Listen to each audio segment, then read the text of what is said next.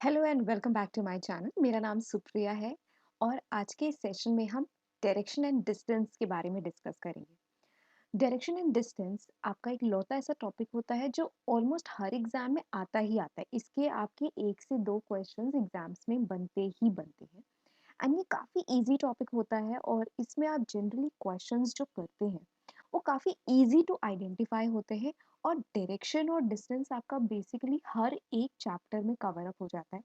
चाहे वो आपका पजल्स हो, सिटिंग अरेंजमेंट हो या फिर आपके किसी भी तरह के डायरेक्शन बेस्ड क्वेश्चंस होते हैं जो आपकी रीजनिंग में अक्सर मल्टीपल टॉपिक्स में होते हैं, तो आपको काफ़ी आसान हो जाता है। और इसमें पूछे गए क्वेश्चंस चाहे जिस भी लेवल के हों वो क्रैक करना काफ़ी आसान हो जाता है बिकॉज आप मल्टीपल टॉपिक्स में डायरेक्शंस के बारे में सीख रहे होते हैं। और डायरेक्शंस आपके कितने टाइप के होते हैं ये तो हम जानते ही हैं इजीली कि हमारे जितने भी डायरेक्शंस हैं वो आपकी या तो नॉर्थ में होता है या तो साउथ में होता है। सो मेजरली जो आपके डायरेक्शंस होते हैं वो आपके सिर्फ नॉर्थ, साउथ, ईस्ट और वेस्ट, ये आपको चार डायरेक्शंस आपको याद रखने होते हैं कि आपका जो कंपास है एक तरह से वो कौन सा उसका फ्लो होता है। इसके बीच का जो डिस्टेंस होता है ये आपका नॉर्थ ईस्ट कहलाता है। ये आपका जो डिस्टेंस होता है वो आपका साउथ ईस्ट कहलाता है। सिमिलरली जो यहाँ पर होता है ये आपका नॉर्थ वेस्ट हो जाता है और जो यहाँ पर आता है वो आपका साउथ वेस्ट हो जाता है। और नॉर्मली जब आपसे क्वेश्चंस पूछे जाते हैं वो इन्हीं से या तो इसके रिस्पेक्ट्स में होते हैं और ये जो बीच वाले डिस्टेंसेस होते हैं ये आपके जनरली सबऑर्डिनेट डिस्टेंसेस कहलाते हैं। ये आपके direct north south east waste जो होते हैं वो आपके डायरेक्ट डिस्टेंसेस होते हैं जो आपको क्वेश्चन में पूछे जाते हैं। और जो इनके बीच के कॉम्बिनेशंस होते हैं इनको हम सबऑर्डिनेट डिस्टेंसेस कहते हैं। और इस चैप्टर में जनरली आप जब भी नॉर्थ के डायरेक्शन में कोई भी चीज़ आप फेस करते हो वहां पर जो डायरेक्शन होता है यानी कि आपका जो पर्टिकुलर राइट है वो आपका क्वेश्चन का भी राइट हो जाता है और जो लेफ्ट है वो आपका क्वेश्चन का भी लेफ्ट हो जाता है।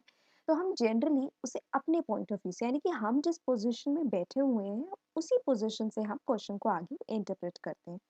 बट जैसे ही डायरेक्शन आपका साउथ हो जाता है वहां पर आपका ये जो डायरेक्शन होता है वो चेंज हो जाता है। फिर ये जो आपका राइट हुआ करता था ये आपका लेफ्ट हो जाता है और जो आपका लेफ्ट होता है वो आपका राइट में कन्वर्ट हो जाता है।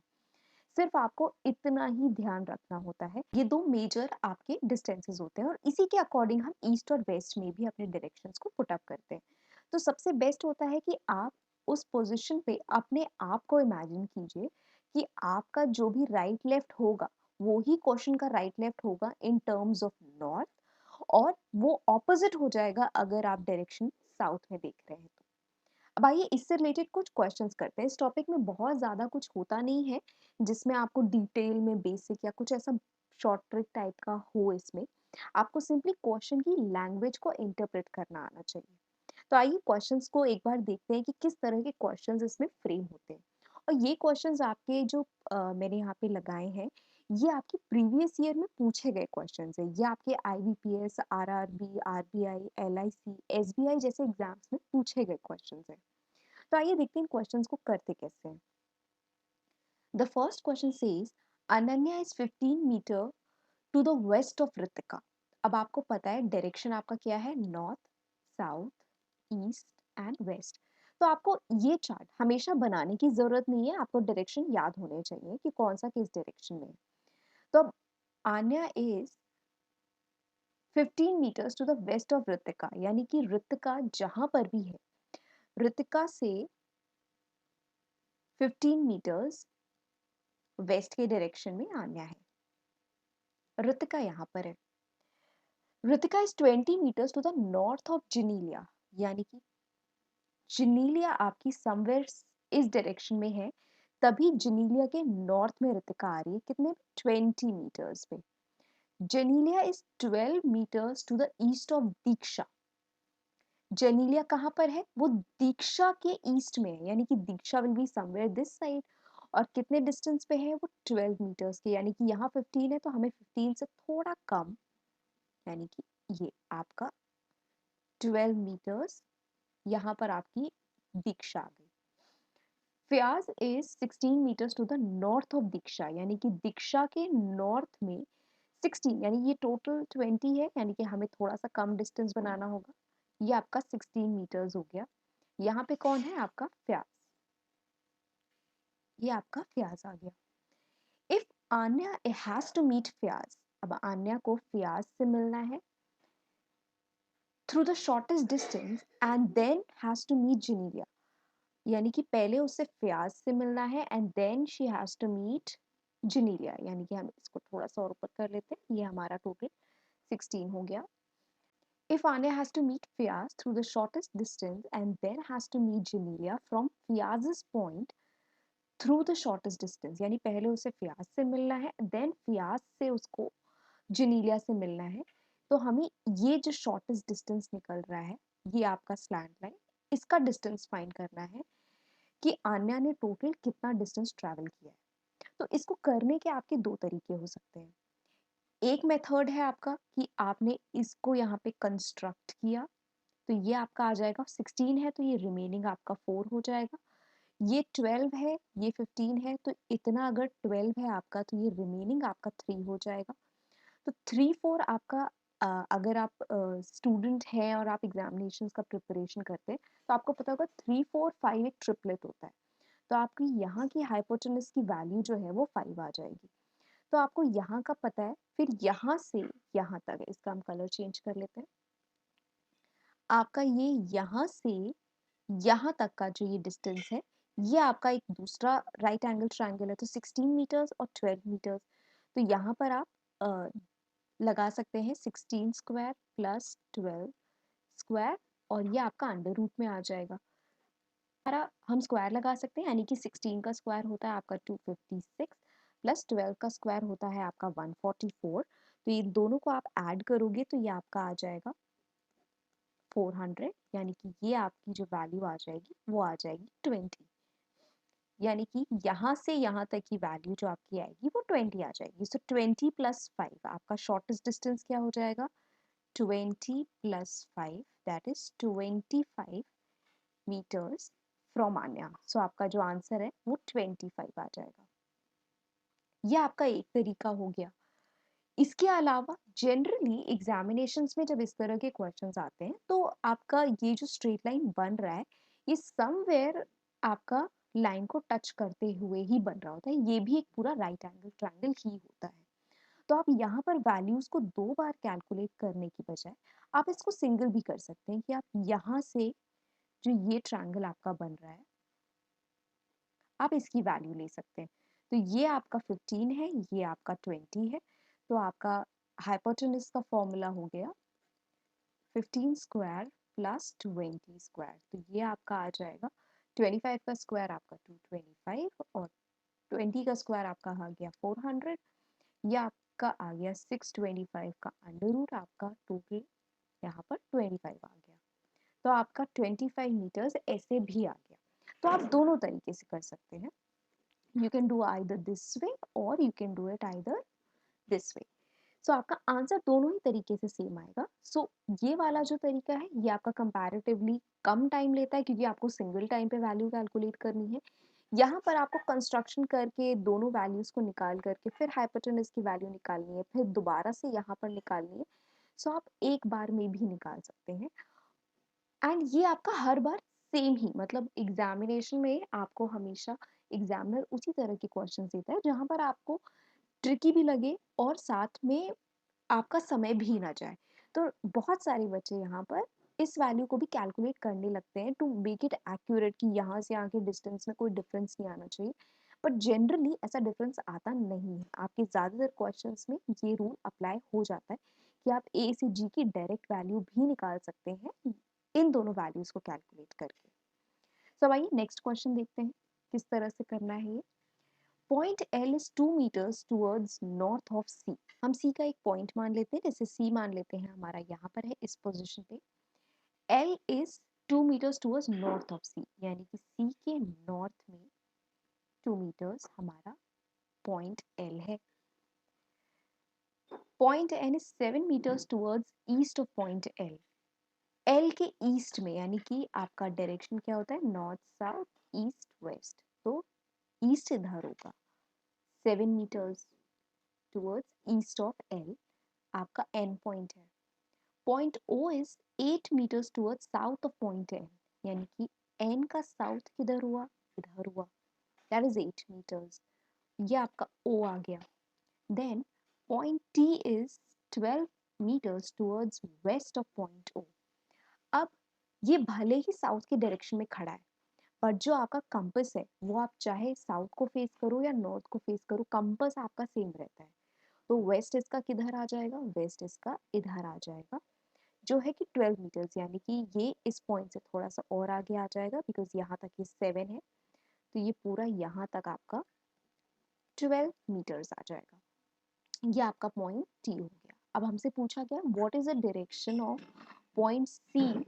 हमें पॉइंट सी का डायरेक्शन निकालना है with respect to point T. हमें टी के रिस्पेक्ट में, तो टी पे हम एक छोटा सा अपना बना लेते हैं नॉर्थ साउथ ईस्ट वेस्ट। तो हमें इस पॉइंट से निकालना है सी का डायरेक्शन क्या है। तो टी के रिस्पेक्ट में इसका डायरेक्शन क्या हो गया आपका, नॉर्थ ईस्ट। आपका जो डायरेक्शन है सी का टी के रिस्पेक्ट में वो आपका नॉर्थ ईस्ट हो गया। तो इस तरह से जब आप क्वेश्चन को करके जो भी आपका रिस्पेक्ट पूछा जाता है, आप वहीं पर एक छोटा सा क्रॉस बना लीजिए जिसमें आप नॉर्थ साउथ ईस्ट वेस्ट को डिफाइन कर लीजिए। उससे आपको डायरेक्शन को फाइंड करना इजी हो जाएगा। और रादर इसको ना एकदम ये टी के पॉइंट पे, जैसे मैंने थोड़ा सा डिस्टेंस पे बना दिया है, आप क्या कर सकते हो, आप इसको जो टी का पॉइंट है उसी पे आप बनाओ। ये तो ये हो गया नॉर्थ, ये आपका साउथ, ये ईस्ट और ये वेस्ट। और हमें इस डायरेक्शन को पूछा गया है क्योंकि सी इसी डायरेक्शन में आ रहा है, तो ये आपका नॉर्थ ईस्ट हो गया।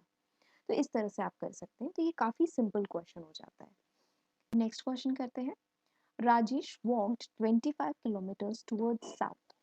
अब राजेश ने 25 किलोमीटर्स जो है वो उसने साउथ में वॉक किया। सो अब हम स्टार्टिंग पॉइंट मान लेते हैं ये है, और यहाँ से राजेश ने कितना वॉक किया, 25 metres towards south direction. Then he turn to his left and walk 20 metres. अब वो लेफ्ट में वॉक कर रहा है, यानी कि लेफ्ट आपका इधर हो जाएगा 20 मीटर्स, यानी कि 20 मीटर्स उसने लेफ्ट के डायरेक्शन में वॉक किया। Then he turn to his left and walk 25 metres. अब यहाँ से फिर से वो अपने लेफ्ट में टर्न हो रहा है और 25 मीटर्स जा रहा है, यानी कि वो एक स्ट्रेट पैरेलल लाइन पे आ गया। He again turned to his right and walked towards 15 meters. अब ये नॉर्थ की डायरेक्शन में आ गया, यहाँ से तो राइट कैलकुलेट करना और आसान हो गया। अब यहाँ पर ये कितना गया, 15 meters. At what distance is he from the starting point and in which direction? तो हमें यहाँ का डिस्टेंस निकालना है, यहाँ से यहाँ तक का हमें ये पूरा डिस्टेंस कैलकुलेट करना है और स्टार्टिंग पॉइंट का डायरेक्शन बताना है। At what distance is he from the starting point and in which direction, किस डायरेक्शन में। तो डायरेक्शन तो हमें दिख रहा है कि डायरेक्शन ये कहाँ पर है, ये ईस्ट के डायरेक्शन में है। ये आपका डायरेक्ट ईस्ट स्ट्रेट लाइन पे चल रहा है, तो ये डायरेक्ट आपका ईस्ट हो गया। ये नॉर्थ साउथ ईस्ट, ईस्ट के डायरेक्शन में आ रहा है। और टोटल डिस्टेंस कैलकुलेट करना है, तो यहाँ से यहाँ तक का जो डिस्टेंस है ये आपको मालूम है, ये 20 है। और यहाँ से यहाँ तक का डिस्टेंस आपको दिया है 15, that is 20 plus 15, that is आपका 35 मीटर्स इन ईस्ट। ये आपका आंसर हो जाएगा। देखा आपने कितना सिंपल क्वेश्चन था। लाइक इस क्वेश्चन को करने में हार्डली 10 से 15 सेकेंड का भी समय नहीं लगेगा, बहुत इजी क्वेश्चन है। बस आप पढ़ते गए, आपने डायरेक्शन बनाया, फटाफट आपका आंसर आ गया। अब आइए नेक्स्ट क्वेश्चन देखते हैं। Ramlin and Divya are two friends. They start walking from same point but in opposite direction. मतलब सेम पॉइंट से वो स्टार्ट कर रहे हैं बट ऑपोजिट डायरेक्शन में चलने वाले हैं। Ramlin walks towards north.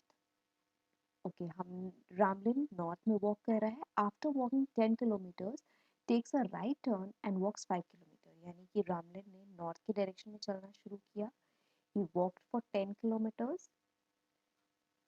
रामलिन walked 10 kilometers and takes a right turn and walks left, यानी कि यहाँ से उसने राइट टर्न लिया और 5 किलोमीटर्स यहाँ से उसने वॉक किया।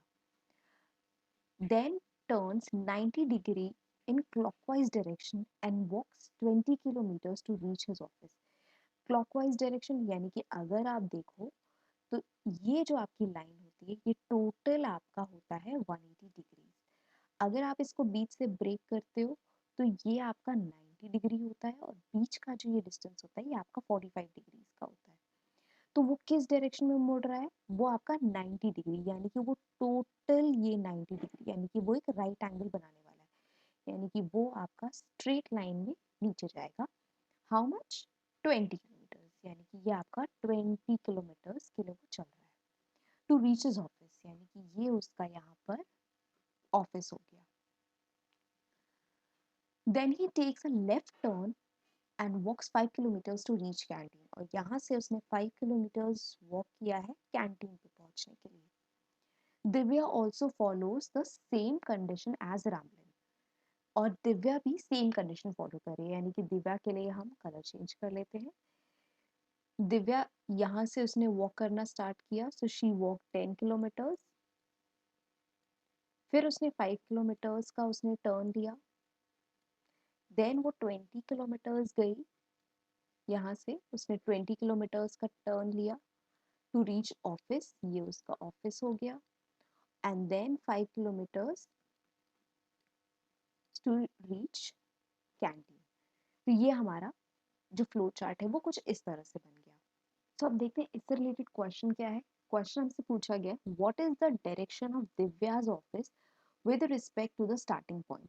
हमें दिव्या के ऑफिस का डायरेक्शन पूछा गया है स्टार्टिंग पॉइंट के रिस्पेक्ट में। तो दिव्या का डिस्टेंस कहाँ से स्टार्ट हो रहा है, यहाँ से। दिव्या स्टार्टिंग पॉइंट ये है, और हमें कहाँ का पूछा गया है, दिव्या के ऑफिस का हमें डायरेक्शन बताना है, यानी कि ऑफिस उसका यहाँ पर है, स्टार्टिंग पॉइंट दिव्या का यहाँ पर है। तो हमें स्टार्टिंग पॉइंट से अगर नॉर्थ, साउथ, ईस्ट और वेस्ट, तो स्टार्टिंग पॉइंट से उसका ऑफिस किस डायरेक्शन में आ रहा है, ये आपका आ जाएगा नॉर्थ वेस्ट। नॉर्थ वेस्ट के डायरेक्शन में आपका आंसर आ जाएगा कि दिव्या का ऑफिस किस डायरेक्शन में है, स्टार्टिंग पॉइंट से नॉर्थ वेस्ट के डायरेक्शन में दिव्या का ऑफिस है। सो आई होप आपको ये क्वेश्चन समझ में आया होगा। सो अगर कोई भी कंफ्यूजन हो तो do let me know in the comment section. Next question पे चलते हैं। Ajay who is facing exactly in the south west south east direction turns 45 degree in anti clockwise direction. Okay, तो यहाँ पर हम मान लेते हैं ये हमारा डायरेक्शन है। फिर से इसको ड्रॉ कर लेते हैं थोड़ा सा नीट। तो ये जैसे हमारा डायरेक्शन है, ये हो गया हमारा north, south, east and west. Ajay is facing exactly in south east direction, यानी कि वो कहाँ फेस कर रहा है, वो एग्जैक्टली साउथ ईस्ट डायरेक्शन में फेस कर रहा है। Turns 45 degree in anti clockwise, anti clockwise यानी कि उल्टा, वो इस डायरेक्शन में टर्न हुआ 45 डिग्री। तो ये पूरा आपका जो होता है वो 90 डिग्रीज का होता है। वो बीच में खड़ा है साउथ ईस्ट के डायरेक्शन में, यानी कि ये 45 हो गया और आपका ये भी 45 हो गया। सो वो एंटी क्लॉकवाइज डायरेक्शन में मूव कर गया। इसका हम कलर चेंज कर लेते हैं। ये 45 डिग्रीज आपका एंटी क्लॉकवाइज डायरेक्शन में चला गया। Then 135 degree in the clockwise direction. फिर यहाँ पर पहुंचने के बाद उसने 135 डिग्रीज, यानी कि ये टोटल आपका 90 है, और 90 प्लस 45 आपका 135 होता है, यानी कि ये भी आपका 90 हुआ। तो ये क्रॉस करेगा बीच से, तो ये भी आपका 45 एंड 45 में ब्रेक हो जाएगा। Then he is walking 135 degrees, यानी कि यहाँ से यहाँ आया, फिर 45 डिग्रीज 90 एंड देन 45, आपका टोटल 135 डिग्री हो गया, वो यहाँ पर आ गया। Next, and then 90 degrees in the anti clockwise direction. फिर यहाँ पर पहुंच के उसने यू टर्न मारा। फिर यहाँ पर पहुंच के उसने फिर से 90 डिग्रीज यानी 45 प्लस 45, यानी कि अब वो यहाँ पर आ गया। तो ये आपका 90 हो गया टोटल, 45 प्लस 45 90। नाउ हमें क्या फाइंड करना है, in which direction is Ajay facing now. अब करेंटली वो यहाँ पर है, तो वो किस डायरेक्शन में फेस कर रहा है? वो अपने स्टार्टिंग पॉइंट से सेम आपका साउथ ईस्ट के डायरेक्शन में वो फेस कर रहा है। सो आपने देखा कितने सिंपल क्वेश्चंस होते हैं डायरेक्शन बेस्ड के। और जनरली जब भी डिग्रीज वगैरह वाले क्वेश्चंस आते हैं ना, तो लोग डर जाते हैं ऐसे क्वेश्चंस को देख करके कि हम डिग्रीज में कैसे कैलकुलेट करेंगे, यहाँ पे तो प्रॉपर नंबर्स प्रॉपर फिगर्स भी नहीं है। तो यहाँ पर आपको बिल्कुल भी टेंशन लेने की ज़रूरत नहीं, बहुत ईजिली हो जाते हैं। आपको सिर्फ मेन जो आपको पता होना चाहिए कि ये डायरेक्शन कहाँ पर है, इसके रिस्पेक्ट में आप कितने भी क्वेश्चंस हो वो सॉल्व कर सकते हैं। एंड सेकेंडली आपको ये डिग्रीज पता होनी चाहिए कि ये आपका 90 डिग्री का एंगल होता है, तो ये चारों मिल करके आपका 360 डिग्रीज हो जाएंगे। और अगर आप स्ट्रेट लाइन से बात करेंगे तो ये भी आपका 180 डिग्रीज होता है, ये भी 180 डिग्रीज होगा, ये भी 180 डिग्रीज होगा, और ये भी 180 डिग्रीज होगा। तो ये आपके एंगल्स किस तरह से डिवाइडेड है। और जब भी ये 45 डिग्री टर्न की बात की गई एग्जैक्टली इन साउथ ईस्ट, तो ये हमेशा मिड पॉइंट पे ही होगा। ऐसा नहीं होगा कि यहाँ पे 10 या 20 डिग्रीज का डिफरेंस आ रहा हो, वो नहीं आएगा। वो जनरली आपका जो क्वेश्चन बनेगा वो एक जनरलाइज रूल के अकॉर्डिंग बनेगा, जो कैलकुलेट करना उतना ही आसान हो जाता है। सो आई होप आपको ये क्वेश्चन समझ में आए होंगे। अगर आपको कोई भी डाउट या कंफ्यूजन हो, do let me know in the comment section. और अगर आपको ये वीडियो अच्छा लगा हो तो इसे लाइक कीजिए, अपने फ्रेंड्स के साथ इसे शेयर कीजिए जो एग्जाम्स की प्रिपरेशन कर रहे हैं, and also subscribe to my channel. Thank you so much for watching.